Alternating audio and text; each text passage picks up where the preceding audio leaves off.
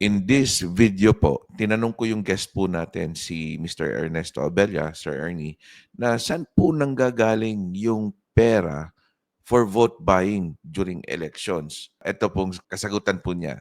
It's a money making. Ito yung common question, stupid question, you might say. Saan nanggagaling yung pera na binibigay sa mga potential voters or yung sa mga botante? Hindi ba yung katulad ng yung hindi ba may nagsabi nga one very innocent candidate, sabi kaya siya nag-sign ng impeachment ni Sara kasi pag hindi siya nag-sign hindi siya makatanggap ng kanyang allotment. So na nagagaling, it comes from public funds, no? It comes from public funds. For example, notice mo, bakit walang mga, let's say, street lights, walang ganito, walang ganyan, walang improvement? Ninilikom yung pera para meron pamigay. Basically, it's taxpayers' money. It's our money. It's our money. Tapos binibigay during election. So, Correct. dapat hindi nga they won't feel na anong tawag yan? Na may utang na loob sa mga kandidato because it's the people's money na talagang binigay doon. And the problem is, hindi kasi pinagplano for the people para sa nation, but rather for election. Correct. Nilagay. Correct. It just to maintain their place in the political structures.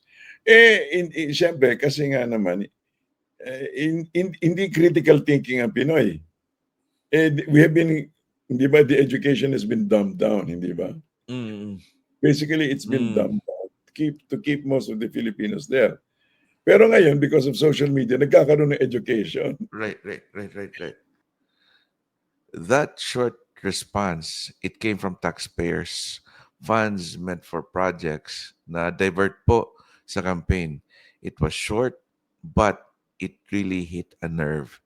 And whether i-accept po natin or not, this is just our own opinion, that kind of thinking reflects a deeper problem. When public services becomes parang naging private enterprise na rin, the people suffer. Schools are left unfinished, roads are left unfinished, or substandards. Health programs nagiging underfunded.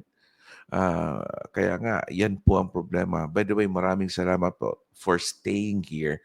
And I really appreciate it. And if you like these kinds of content, don't forget to like, share, subscribe. Nakakatulong po kayo sa channel. But let me be clear po, going back. Ito po yung mga allegations and our own opinions. And the views expressed by the guest are solely their own, his own po. And you know what?